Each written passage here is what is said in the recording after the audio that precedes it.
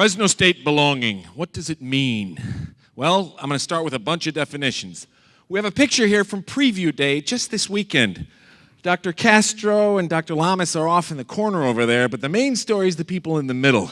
This was about 5,000 parents and students who were here on Saturday wondering if they belong. Kind of like Hisham in the first session here, questioning about that.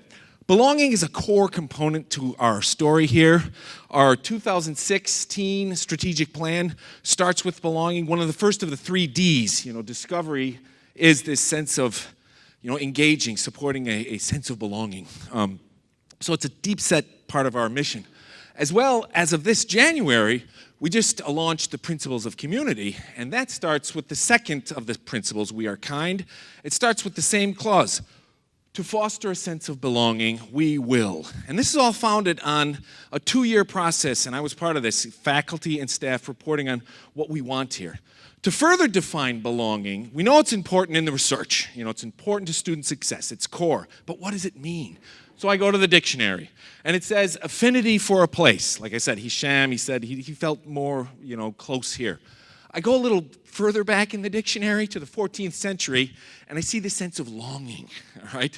Go even further to philosophers and artists to try to get at longing. So belonging is kind of like to be longing. We see Martin Heidegger's thing, longing is the agony of the nearness of the distant. All right, it's profound, right? And if you don't like that, just look at the art. A picture of someone. Things are close, but they're gone. Maybe it's a long past memory that you used to have. So that sense of longing and the agony for it, how can we build that into my anthropology class, right? Or Fresno State? That's the challenge. And that's a big challenge.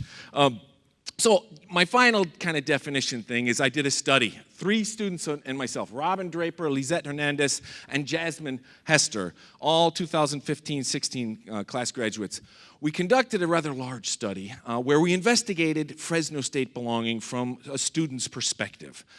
We used a novel sort of methodology from user design works, like William was talking about, from IDEO, letting people, rather than interviewing them, having them take pictures, walk around campus, take pictures, and then describe what that was like. From it, we ended up generating a lot of data in terms of what it is that a student perceives as belonging. We used an application called D-Scout, where we got around 50 students, and we asked them to go around campus, take pictures, and do the equivalent of a text message response to some prompts. And we had around 50 students did it. They did around 10 photos each over 3 days, three photos per 3 days. We ended up with around 500 of these documents. This is one page of one of the 500 data points. And this, you can see it's a picture of a football game. The student wrote, is this belonging or not? And they said, yes, this is belonging, and this is what happened. It's like the comments up there. On the bottom, there's some codes that me and the team were coding this data to mean. Now, again, we did a lot of that. We built it up to make sense of it into personas, which is another thing you hear from design anthropology. What is a persona? These types of people. So I'm going to go through a couple right now.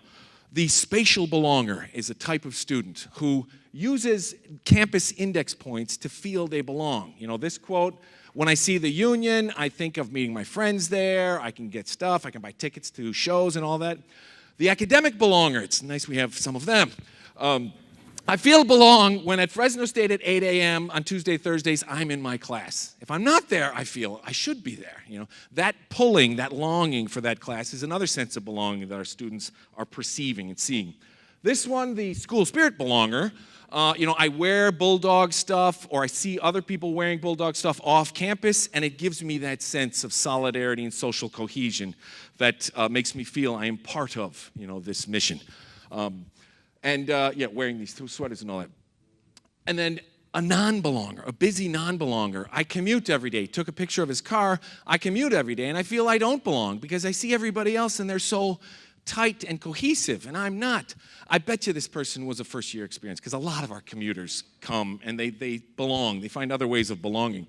But non-belonging is a part of belonging analytically. You got to think about that, the two-tailed. I like this one, social belonger. When student affairs and groups and all that are having your booths out on campus and the students ignore you, they're not ignoring you, let me tell you. They're writing about feeling they belong. They're still not going to stop at your booth this year, but they still want you out there. in the rain, like this Saturday, if need be. This one was the best, and this is where I got my epiphany from, looking at this date again this year. Seeing that picture made the person belong. Seeing that couch on the way to her dorm room made her feel a sense of belonging, or the library tower. And it struck me then, something that I remember from about 20 years ago when I was in the Peace Corps in Mali, West Africa. Here we are, the reveal. When we left there after 2.5 years of service, the psychologist told us, you're going home, but you're not going home. Where your home is where you put your toothbrush every morning and where you eat breakfast every day. And that's here in West Africa. So you're going to go back to Milwaukee, but you're not back home. So this is my big takeaway is that belonging is inscribed in our daily activities. And it's a classic truism for anthropology. We live our sense of belonging. The vision statements are all good, but we have to bring it back to home, to this moment, to the next hour, to the glance while you're walking somewhere, or the non-glance.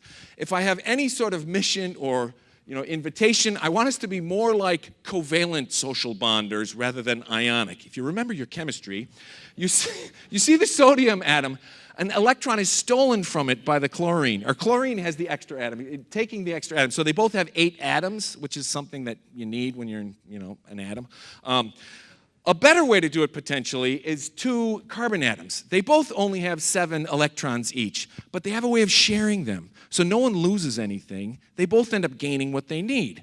It's not a zero sum. They both end up winning. That's my inspiration to you all. Thank you.